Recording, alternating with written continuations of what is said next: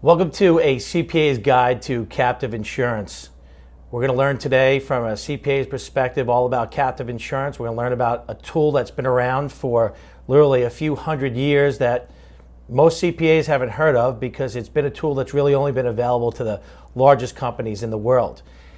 In an effort to really customize this presentation to CPAs, we did some background on what are some of the issues that CPAs firms are currently facing today.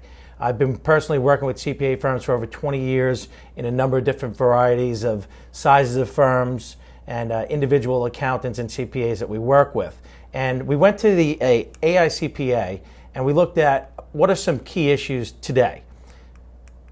And what we did also was we looked at different size firms. So in this case, we're looking at firms with professionals that have anywhere from 2 to 5 CPAs in the firm. But the single most important thing that they're looking for is how do they bring in new clients. Second most important thing is the retention of current clients.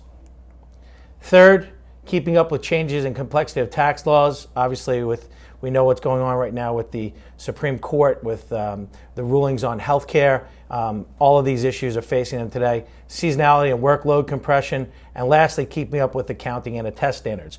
Now, as I said, this came from the 2011 Private Companies Practice section directly from the AICPA. As we look at this, one of the things you're going to see is really independent of what size the firm are, the issues don't change that much of what CPAs are looking for. As we go to the next size group, firms with 6 to 10 professionals, once again, the first thing on the list to them is bringing in new clients. Second, retention of current clients, same as the first group. Third, though, retaining qualified staff. Fourth is keeping up with the change in complexity of tax laws, which we saw already. And the fifth is fee pressure and pricing of services. As we get to the next group, 11 to 20 professionals, bringing in new clients. Number one again, partner accountability is 2, but there it is again, 3, retention of current clients. Developing a succession plan for the firm. And number 5 is finding qualified staff at all levels. And our last group is 21 plus professionals. Partner accountability and unity is number 1. And you've seen a lot of that going on now in the marketplace with the mergers and acquisitions that have been taking place inside the firms. Bringing in new clients though, number 2. Retention of current clients, number 3. So really when you look at it from a theme standpoint, the number 1 and 2 areas of importance for a CPA and the issues that they're facing is how do we bring in new clients and how do we retain existing clients?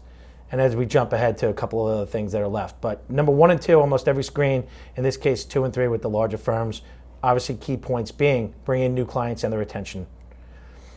We took a look at a piece that came from the Financial Planning Association. They asked their members to put together a poll, and they said, what are some of the top 5 issues facing business owners today? Number 1 was keeping taxes as low as the law allows. Number 2 was protecting my business and personal assets against liability. Number 3, protecting the business against the death, disability, or departure of one or more key people.